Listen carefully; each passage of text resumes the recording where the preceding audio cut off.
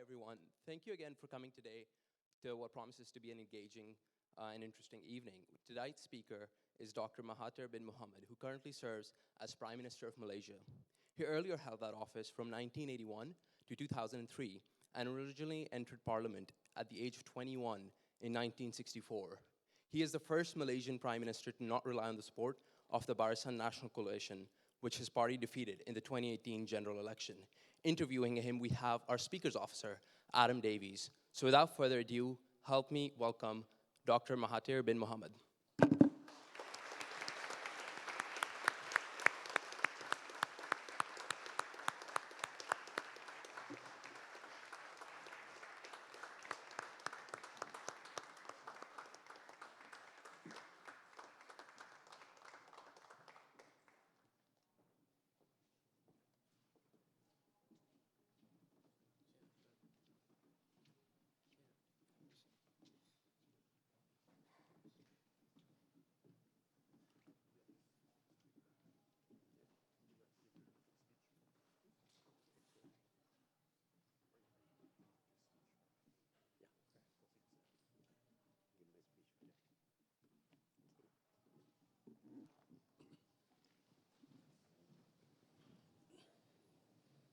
Good evening. Good evening, everyone. Firstly, I would like to say thank you to Cambridge Union for this invitation to speak to this very distinguished audience. I'm, of course, the Prime Minister of Malaysia. At one time, of course, we were known as Malaya. And as Malaya, we were a part of the British Empire. And we were a colony, almost a colony of Britain. Although Britain did not conquer us, they came in through treaties with promises to protect us. So we were British protectorate, but unfortunately, they were not able to protect us from the Japanese. So anyway, as a part of the British Empire, we were brought up to be Eurocentric. We feel that all the good things must come from Europe. They are the only people who could do the right things. And so we borrowed from Britain in particular a lot of system, ideologies, ways of thinking, moral values, etc. And when we became independent, of course, Malaysia was very pro-West. We looked to the West for guidance, for ideas, and the like. Halfway through, we decided to look east.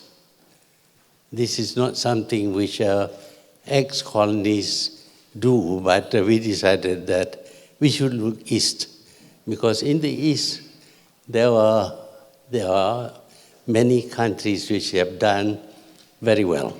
Japan, for example, was doing quite well and was well on the way to becoming the second biggest economy in the world.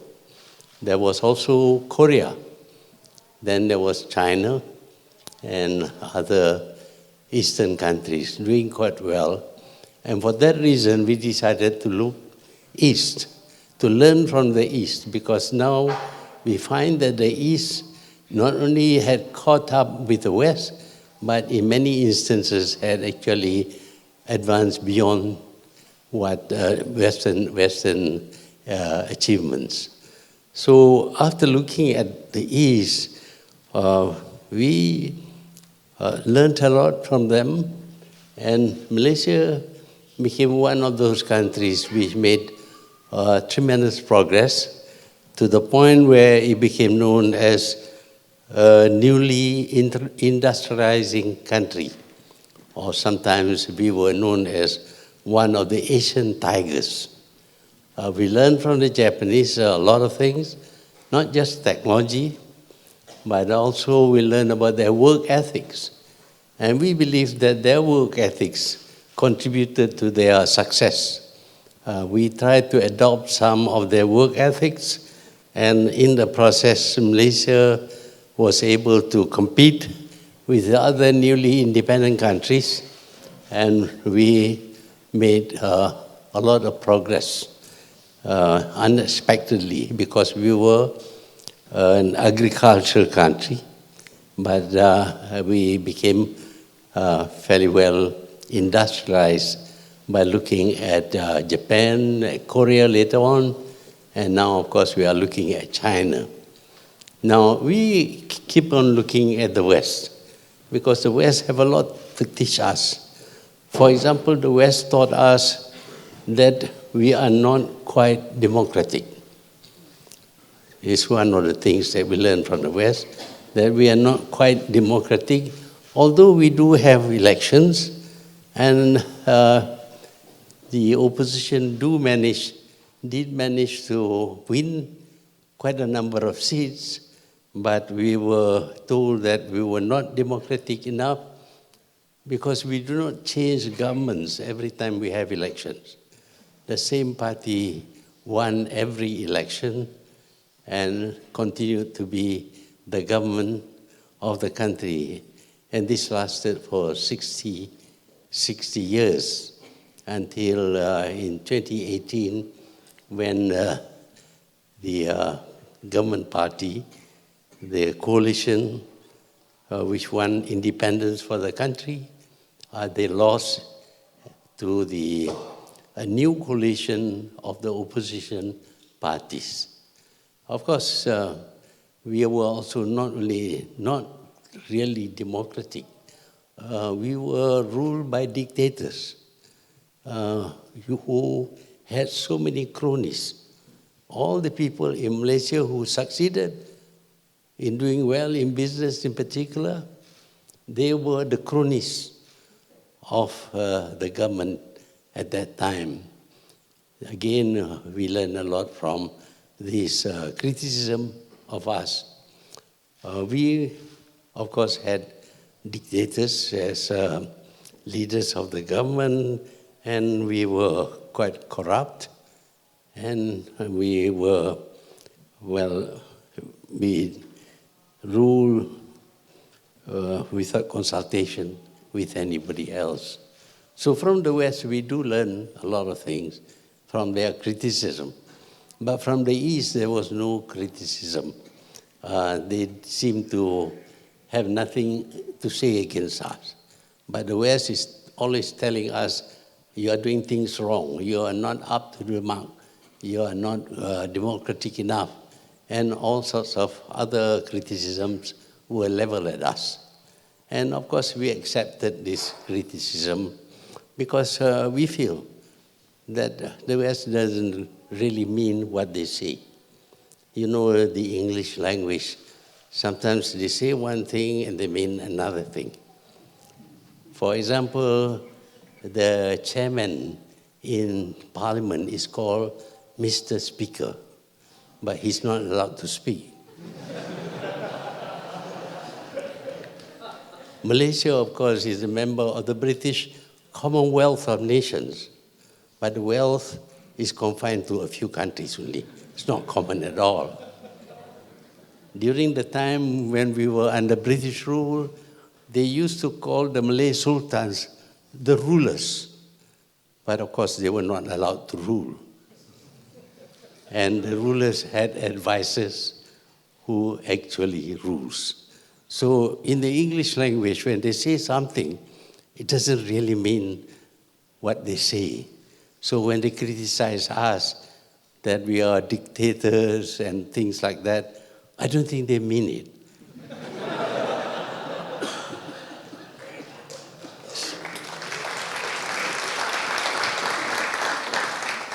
So we didn't mind being criticized. We also felt comfortable with Eastern countries which never criticize us. Then we have the New World Order, which is constantly being changed mostly by the West. The West comes up with a lot of new ideas, and we are told we are told to accept those ideas. For example, they decided that there should be a world without borders. And of course, we never refuse or reject the idea. We accepted the idea. Unfortunately, when they say the world without borders, they meant only capital flows. Capital can flow in and out regardless of the borders. But of course, later on, when you have no borders, people also want to cross to other countries. Now, of course, although they still believe in a borderless world, they are putting up walls and barbed wires to keep out people. So the borders have come back for people, but for capital is okay. The capital comes in and out of our country. And at one time, we suffered from a currency crisis because money came in large quantities to buy shares in our market, pushing up the value of the shares. And when the shares were valued at a higher enough level, they then dumped the shares, took their profits, and left the country, leaving, of course, the locals who had invested together with the foreign investors, hoping to have a very good increase in the value of the shares, suddenly finding that the shares were practically valueless. But these are things that happen all the time, and Malaysia somehow or other managed to handle these problems, in particular with the currency crisis of 1997-98. We survived that because we were unorthodox people. Just as when people were looking at the West, we decided to look at the East. In the case of the currency crisis, we did something wrongful. What we did was we fixed the exchange rate. Nobody can trade in our currency. And of course, we were told the country would collapse. But instead of collapsing, the country did very well and came out of the crisis. Now, of course, the great minds in the IMF and the World Bank says, well, Malaysia was right in doing that. But it's too late for many other countries. So we see today the world in a mess. The world is in a mess. Everywhere you see a lot of things are happening which should not be happening. In Latin America, we have huge numbers of people migrating north to go to America because they see America as a paradise. Unfortunately, Mr. Trump doesn't like the color of their faces, perhaps, and he has erected a wall. But the march still goes on. Even in Europe, you're seeing a lot of Arabs and Africans moving here by the millions. And one country at least put up barbed wire barriers. And the European Union today is not what it is supposed to be. We have Brexit, we have a lot of unhappiness about the union, we have differences of opinion, etc., so that the European Union, instead of being a model for the rest of the world, has now deteriorated and is no longer regarded as a model. In the Middle East, of course, there are wars being fought. Why? It is because the Western world feels there should be a regime change. There should be democracy. And what is the result? The result is anarchy. In many of the Middle Eastern countries, there is a lot of fighting, tribal wars, civil wars, and even open wars between nations. That is what is happening in the Middle East. And also we are looking at the confrontation between US and China, and also US and Iran. And this confrontation has led to warships being sent to the South China Sea and to the Gulf, and we are now on the brink of a war. God forbid that we should have a war now, because we are likely to destroy this whole world. But again, the East is very silent. We are not proposing ideas for the rest of the world to accept. We are ready and willing to accept ideas coming from the rest of the world, basically from the West.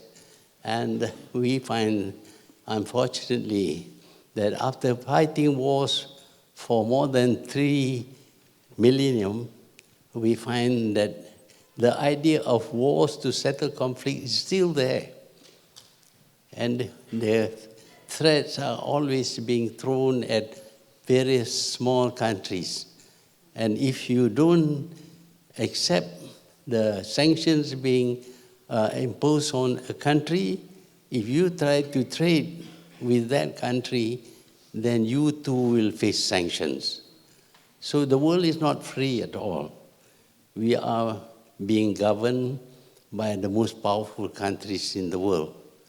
My belief is that war is a crime. Killing people, if you kill a person, you will be charged for murder. However, if you kill 7 million people, you are decorated with medals and they erect statues for you. So this seems to be at odds with our moral values. You kill one person, it's okay. It's not okay. You will be charged and probably hanged if you are in Malaysia. We still have the death penalty. But if you kill 7 million people, that's okay. You are glorified. Your name appears in history books and all that. So there is something wrong with our way of thinking. Problems, conflicts between nations should not be settled through killing people. That's what war is all about killing people. I think we should be civilized enough to avoid killing people. My belief is that unless we reject war as a means of settling conflicts and instead replace it with negotiation, arbitration, and resort to a court of law, then I think our civilization will be regressing. My belief is that despite 4 million years of living as civilized people, we are still very primitive. We are still at the level of killing people in order to solve problems. I hope that one day the idea that war is a crime would be accepted by the world. I thank you.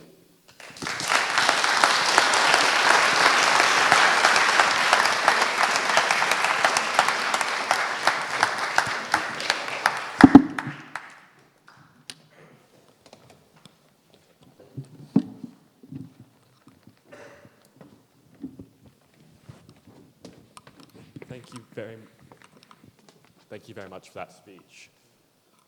I'd like to start off with a question relating to the content of your speech. So you talked about how Malaysia should learn from the East rather than from the West.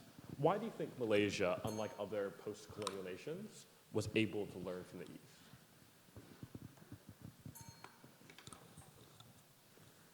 Well, despite having been ruled by the West over a long period of time and being told to be Eurocentric, we did notice that the countries of the East were able to do well, to develop themselves, to acquire the technologies, to compete and to win. And they must be doing something right. And because of that, after visiting Japan and Korea for several times, it was decided that we should look at them they must be doing something right. That is why Malaysia decided to change course and turn towards the east while remaining with our Western values. In the last few months, one of the Asian tigers of Taiwan has legalized gay marriage. Do you think Malaysia should learn from the East in that way? I don't understand this gay marriage. Marriage is about, well, procuring children. But gay marriage, do they get children? What do they do? Well, they adopt children and things like that. Today, the institution of marriage has been, discarded almost. No marriage, no family. What are we going to be? To us, this is a regressive way of thinking. Simply because you think people should be free, then they can do what they like, and they feel like marrying men and men, women and women, oh, that's okay, that's their right. I think rights have got limits. So There's no such thing as absolute right to do everything. So should old people who can't have children be allowed to get married? Or should infertile people be allowed to get married? Well, if you get married, it must be between a man and a woman. Okay. So you've kind of gotten back into politics quite recently after a kind of a spell out of politics. Why did you choose to get back involved? Why did you decide to become Prime Minister again? I didn't decide. Actually, I had stepped down voluntarily. Nobody pushed me out. And I thought I would have a good rest and retire like everybody else. But a week after I stepped down, people came to see me and asking me, please do something about the new Prime Minister, because he has discarded all the things that he promised to do. After some time, the pressure became very, very strong, and of course, the fifth Prime Minister had to resign and give way to a sixth Prime Minister. And the sixth one is even worse. He stole money. And everybody comes to see me, please do something about this. I said, why don't you do something? They were afraid. So I had to come forward and stick out my neck as usual. And in the process, of course, we were able to defeat the party in power.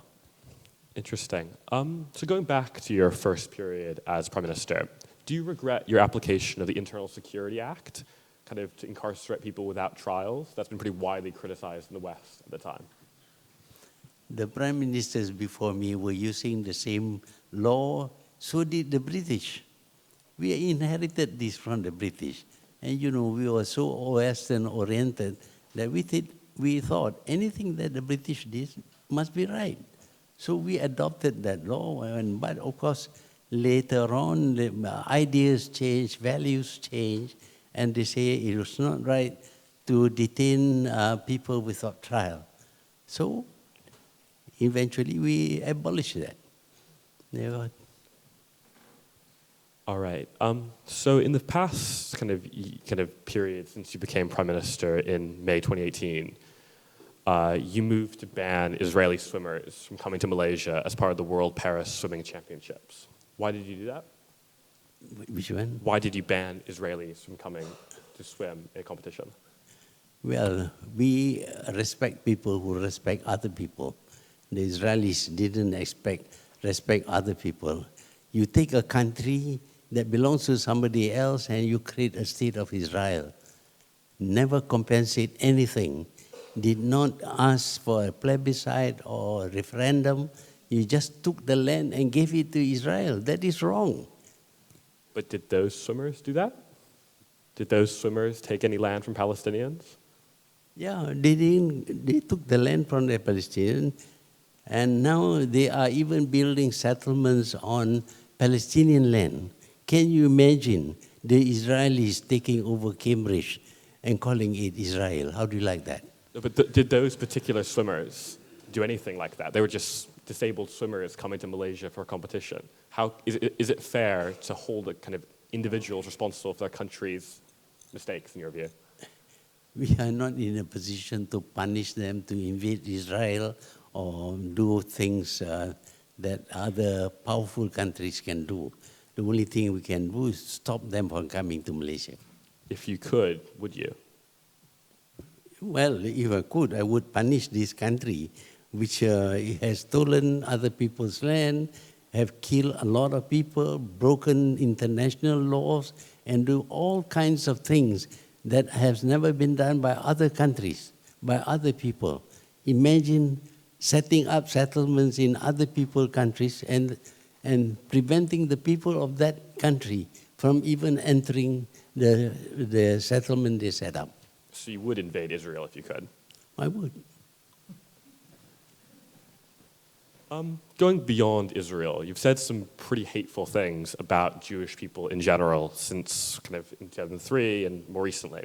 You've said that the Holocaust was overstated in the historical record, that Jewish people control the world by proxy, and even that you're glad to be labeled anti-Semitic. Do you regret these statements? Do you think they reflect your views now? Well, if they are still true, I will continue to stay with my statement. For example, I didn't say anything against the Holocaust, but what I did say was that the Israelis should know from the sufferings they went through in the war not to treat others like that. So did you not say that 4 million people and not 6 million people died in the Holocaust? You said in the past that 4 million and not 6 million people died in the Holocaust. I didn't say 4 million. Okay. Somebody else did. Okay.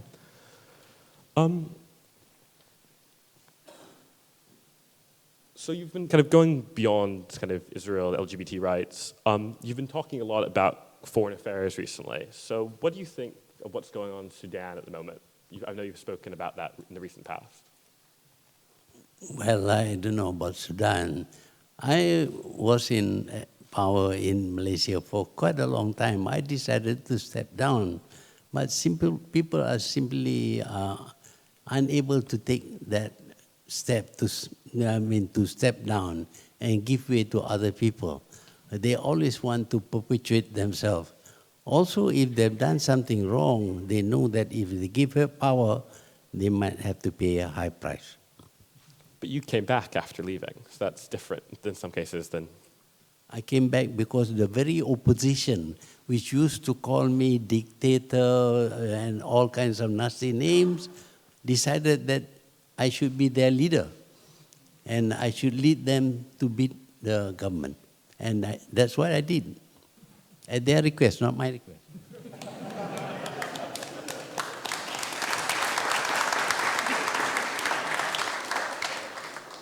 All right, 2 more questions, and I'll turn it over to you guys.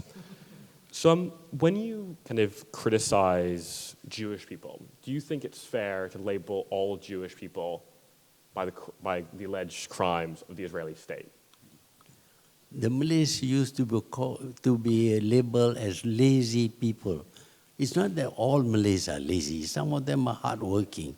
But they generalize and call the whole Malay population as lazy.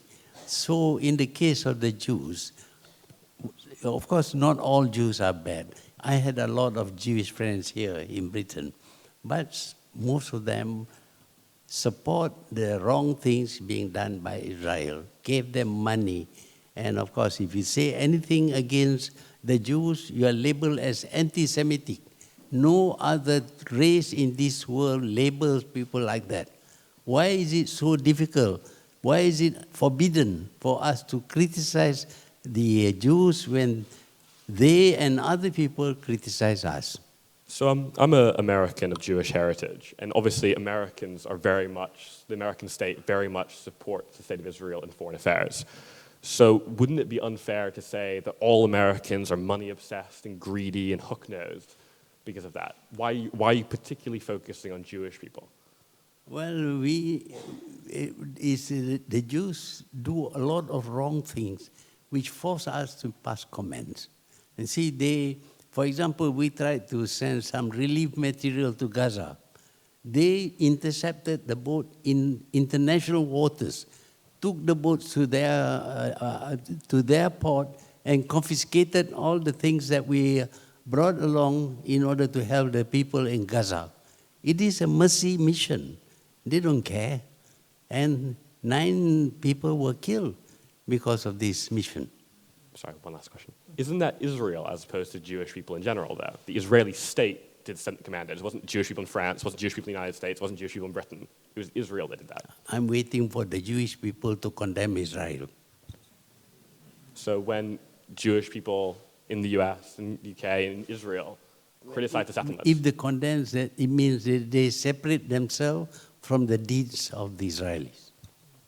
so you, Currently, they are supporting. so you don't think that Jewish people are hook, but like when you say Jewish people are hook-nosed, you're saying just Jewish people. You're not saying Jewish people that support the state of Israel. You're generalizing the whole population. Do you think that's right? People do generalize in describing certain people. We take some general characteristic that they have. Why is it that it's the Jews who resent this when other people don't resent being accused of some general characteristic they have? All right. I think that's enough on that line of questioning from me. Would anyone like to, if anyone would like to give a question, please raise your hand. I'll call on you, and a microphone will come to you. Could we have you up there?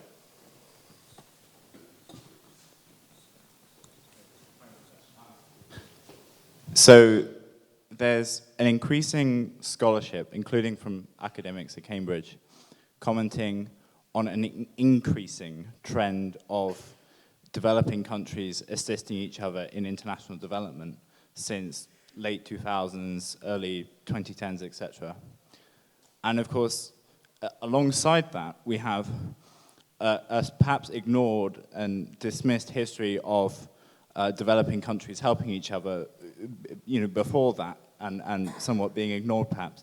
To what extent do you believe that South-South development cooperation is sometimes been labeled is a recent phenomena or has a much longer history that should be uncovered more?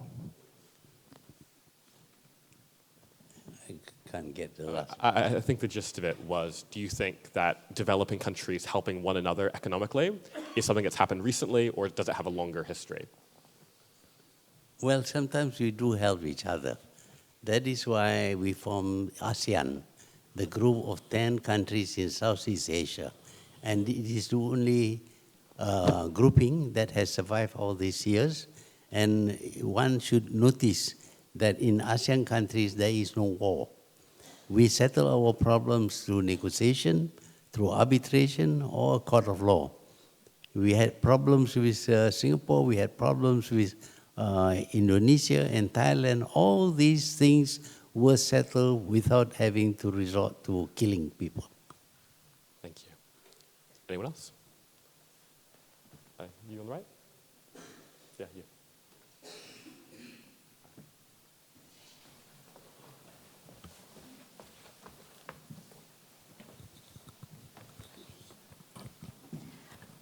Good evening, Tun. My name is Balkis. I'm studying law at Queen Mary University of London.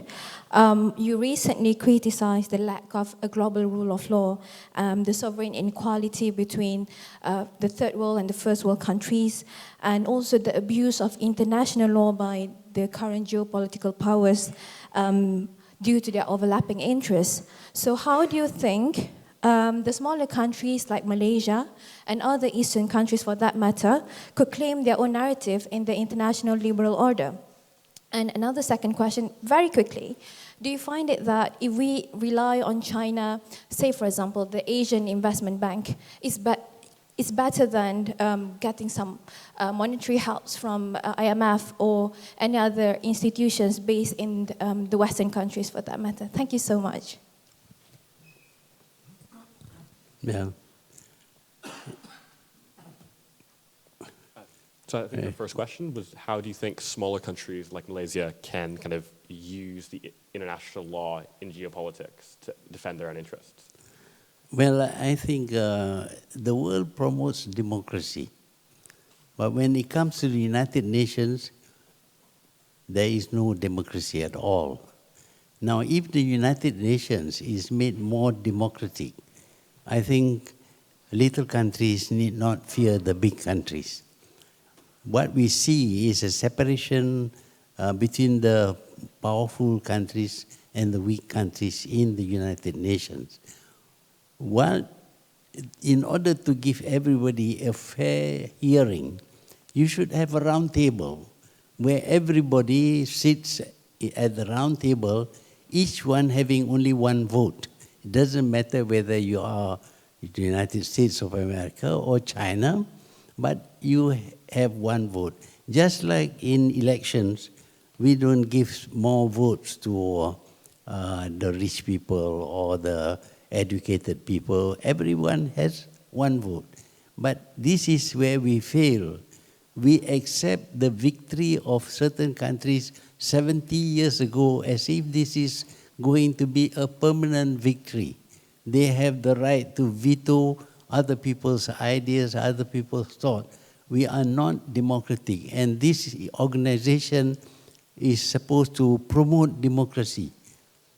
First, promote democracy in the United Nations, then we don't have to have any choice whether we are with this country or that country.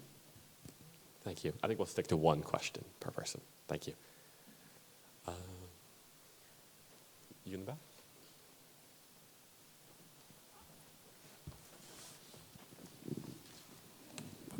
Hello, hi there. Thank you for being with us. My name is Shadi Qubati. I'm from Yemen. I'm a third-year student at Yale University. I had a question for you. As someone who saw Malaysia go through the whole stage of modernization, where do you see the future of many countries in the Middle East, specifically Yemen, Syria, and Iraq? What's the way forward for these countries as we're trying to speak about this more democratic approach? Thank you. Well, if we are not disturbed by big powers trying to fiddle with small countries, trying to get them to support their side and all that, we could, Malaysia can develop very well in the present situation because we don't take sides with anyone. Malaysia wants to be a friend to all the countries in the world, irrespective of their ideology. We don't presume to change internal affairs of other countries. That way, if everybody practices that, the world would be a much better place than shooting ships or bringing down airplanes, etc., etc. Thank you. In the front? Yeah. You'll get one. Prime Minister, just like genocide, racial discrimination is a non-derogatory offense under international law. It has the status of jus cogens. It is arguable that Malaysia's affirmative action under Article 153 is racially discriminatory. Even if it falls under Article 22 of ICERD, it has arguably led to the maintenance of separate rights, although you may argue that it should only continue until it reaches the objectives for which they were taken. But essentially, they are racially discriminatory. How would you respond to that? Thank you. Well, it so happens that in Malaysia we have 3 different races. Some races have done very well, others are not doing so well. If we allow things to go on, the disparity between the rich and the poor will correspond to the differences in their race. And that is not healthy. When you have in a country one race not only being of that race, but also rich and powerful, and another race being very poor, you are going to have confrontation. If you look at this country, at one time in England, the rich capitalists had all the factories and all that, where they employ workers, and workers were badly treated. So there was an uprising of sorts. And in Russia, there was a revolution, violence, lots of killing, the Tsar was shot dead, etc. We don't want that to happen. We want to reduce the disparity between rich and poor, in particular if it is also connected with the race of the people. If we don't do that, then in Malaysia you are going to find one race very, very rich and one race very, very poor, and there will be confrontations and violence, and Malaysia will not be able to develop.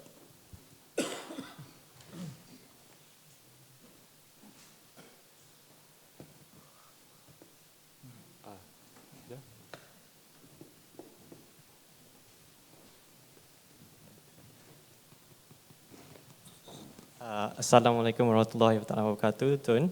My name is Raif. I'm basically a PhD student in London, UCL. This question is kind of a bit out of topic. Do Malaysian government has financial relations with Indonesian government in history? Thank you. Malaysian government has financial relations with Indonesian government. I'm not sure I follow either. So like, so have they, or? Indonesia. Yeah. Yeah. We have no relation with them. As you know, the rupiah is not like the ringgit.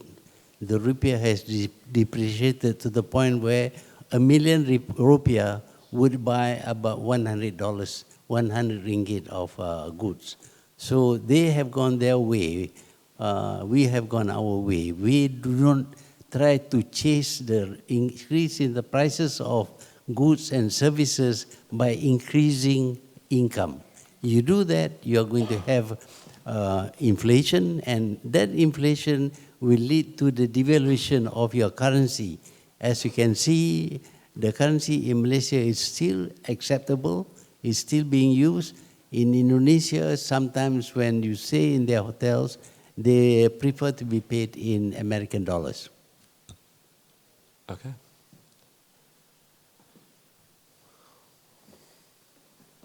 Yeah. Thank you, Prime Minister. You famously wrote that the Malays are spiritually inclined, tolerant, and easygoing, while the non-Malays are materialistic, aggressive, and have an appetite for work. So I was wondering, do you think these generalizations have a place in New Malaysia? Well, at this moment, there is still elements of that in Malaysia. The Malays are disinclined to work very hard, whereas Chinese are very good business people. They work very hard, and they accumulate a lot of wealth. They came to Malaysia as coolies, as laborers. But today, their children, their grandchildren are millionaires. But the Malays who originally were identified with the Malay states and the Chinese were foreigners, but we find that the Malays are lagging behind because they don't work hard enough. Of course, some people may disagree with me, but that is what I maintain.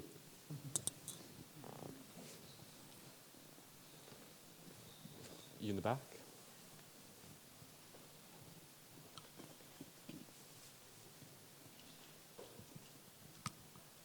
Hi, you earlier said that the British used to think that the Malays were lazy, and that this is something that we shouldn't be thinking because it's a negative generalization, and it leads to being bigoted and to being racist, and that's not something that's good. But over the course of the last hour, you've been talking a lot about Jews with hook noses and Chinese people who all work too hard, and Malays who are all too lazy. Surely, as any kind of person, let alone the leader of a world government, should hold themselves to a higher standard than the British and their backwards ways many years ago. And you should try your best not to generalize. And even though people generalize, as you said earlier, you should try to avoid generalization because it leads towards being racist, it leads towards being bigoted, and actually avoid solving the problems because you're making generalizations which generally don't exist. Well, whether we like it or not, sometimes we have to generalize in order to put people in certain category in comparison with other people. I don't think people should feel very hurt. I know the British used to say that the Malays are lazy. I'm afraid that sometimes I do agree with them, but that is a generalization.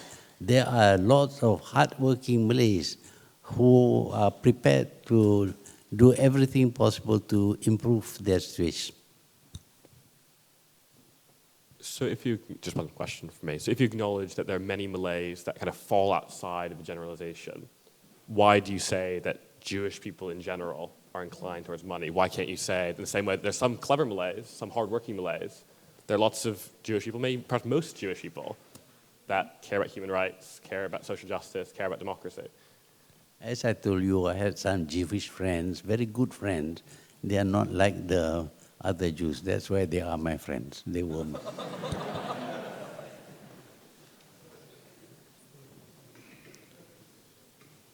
Over here.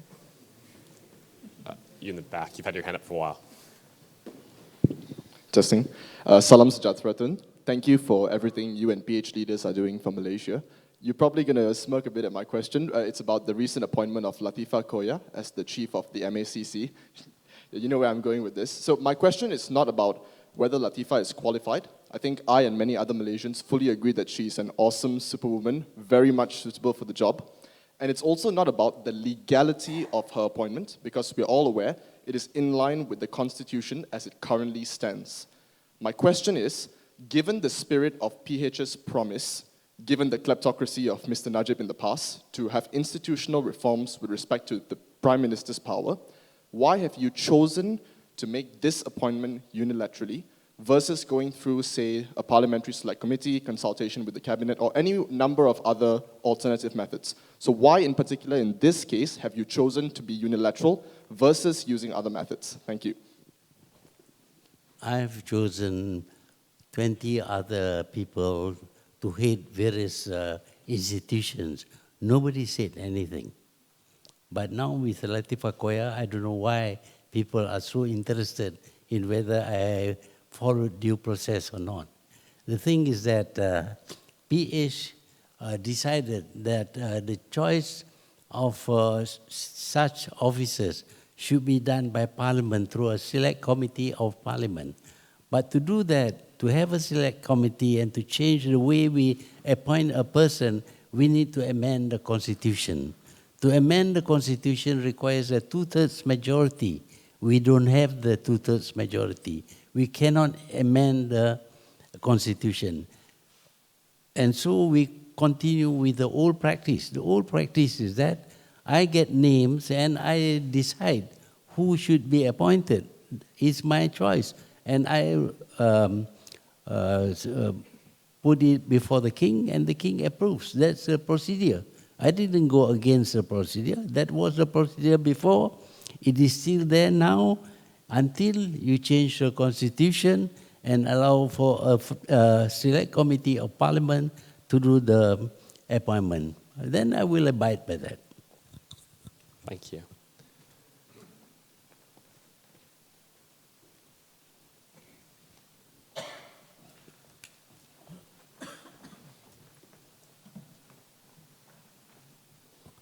Thank you, Prime Minister. Many post-colonial nations, especially in Africa, struggle to establish an effective central government. So given that Malaysia has many outlying islands as well as the traditional monarchies, how is it that Malaysia relatively successfully is able to balance regional versus central interests? Thank you. Oh yeah, so he's asking about how Malaysia, how it successfully managed regions and the central government and keep everything together. Yeah, Malaysia is a federal state. It's not a union. We agreed at the time when it was founded that the state should remain as the state, the identity of the states. They do not want to give up the power that they had over their own state. So we drew up a list of functions that is allocated to the federal government and the ones that are given to the states. The states, for example, they have authority over resources, over land matters, and a few other things. But for the federal government, we are in charge of law and order. We have a single army and single police force that operates throughout the federation. This is done by agreement, and everybody seems to be happy with that kind of agreement. And of course, if they are not happy, they can express their unhappiness, and if we have a need to change the constitution, which is a federal constitution, then we will do so, provided we can get the necessary majority. Thank you. Thank you as well. You there?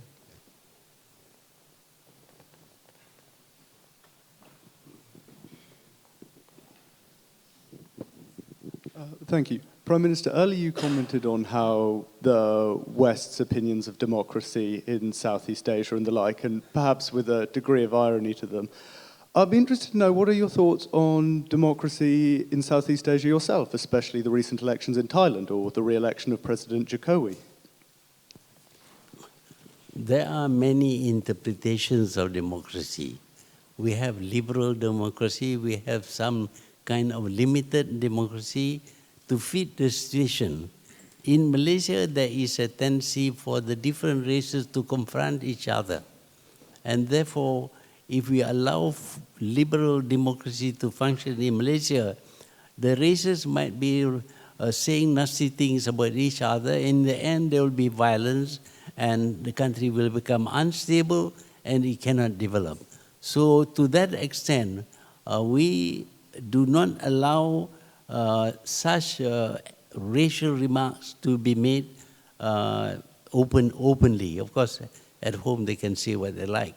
But openly, they should not pass remarks which only annoy other races, because we don't want to have a situation where the country is up in arms fighting each other, as you see in some of the newly democratized countries like Libya, where tribal problems arose because they were not subjected to rules with regard to action and freedom of speech.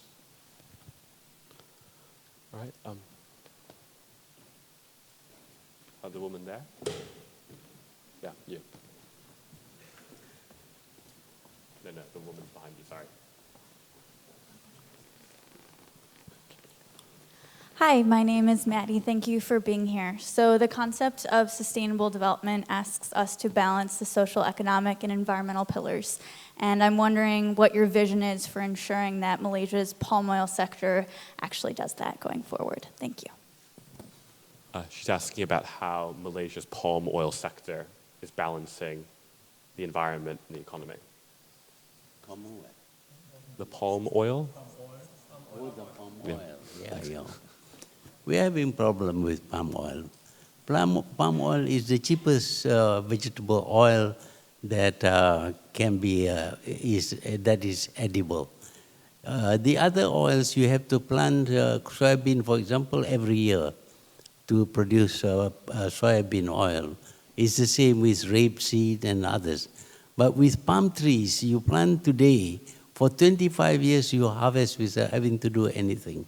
So for that reason, palm oil is able to compete and win against those original soybean source of oil. There is a competition there, and palm oil is likely to win. So they invented this idea that we are cutting down trees to plant palm trees. We are depriving animals of their habitat. But we have to have living space for ourselves. We have to make some money from the resources that we have. And what we have is that we have fertile soil suitable for palm oil, and therefore we produce, grow oil palm and produce palm oil. We want to compete with the rest of the world in a fair way. But when you start talking about the environment, you're clearing forests, and look at Britain, for example. Where is Sherwood Forest? Is still there? Is Robin Hood still operating from there? They have disappeared. Most of the Europe has cleared all the forests in Europe, so much so that there are no wild animals in Europe. But in Malaysia, believe me, we still have tigers. If you like to go into the jungle, we can send you there and see whether you will survive or not. Okay, cool. We'll do 2 last questions, and then the Prime Minister will have to go. So you over there? Prime Minister, my name is Meng Han. I'll be interested to know your view on how relations with Singapore have evolved since your last time in power. And the second question is, how do you see the trade war and what its impact on Malaysia and Southeast Asia? Well, we have a little problem with Singapore. Yeah. Way back in 1926, when Singapore and the peninsula were under British rule, the British decided to sell raw water at 3 cents per 1,000 gallons. That was in 1926. The cost of things have gone up. But now Singapore still insists that they pay only 3 cents per 1,000 gallons of raw water, which when they purify and made potable, they sell at 17 Singapore dollars. It's about 50 Malaysian ringgit for 1,000 gallons of treated water. Do you think it is fair? We think it is not fair. You buy for 3 cents and you sell for 50 ringgit. So we are trying to negotiate with them. We don't want to go to war with them, but we want to be good friends. We negotiated, but we have been negotiating for years and years, and they refuse to give in at all until now. They are still paying 3 cents per 1,000 gallons, which they can sell for 50 ringgit per 1,000 gallons after treatment. I don't know whether that is fair or not fair, but to us it seems unfair. To Singapore it must have been fair to them because they still maintain they should pay only 3 cents. With 3 cents you can't even buy one bungkus of nasi lemak. Yeah, but okay. With the Korean War, I think there was the trade war, China, not the Korean War. I think it is silly. It is stupid. It's not the way to solve problems. Well, sit around the table and discuss this matter and find solutions. If you find that the Chinese are selling too much to the United States, then of course you tell them you cut down on your sales. The U.S. acts against the Chinese, and we become the victims. We had done nothing wrong to the U.S. at all. We are very good friends of the U.S., excepting with Mr. Trump. But you know, this trade war is not giving the U.S.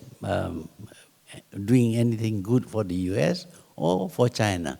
But we, on the fringes, we have to pay a price. We have done nothing wrong. I think it is unjust. Let's get these two big nations, matured nations, civilized nations, come and sit together and discuss how you can solve your imbalance in the trade. That's all that happens, imbalance in trade. But if due to imbalance you are going to have trade wars, I would like to have trade wars with quite a number of countries which export too much to Malaysia. Interesting. I'll have one last question from you. Hi, Tin. At first I wanted to ask you, have you seen the video? But then I realized there's a bigger question to that. I think over time there's been a lot of scandals that have been uncovered, and your coalition is starting to show some weaknesses. Do you think the coalition can last until the next election, and what will you do to make sure it stays? Thank you. Depends upon you. We keep on supporting us, we'll last until the next one.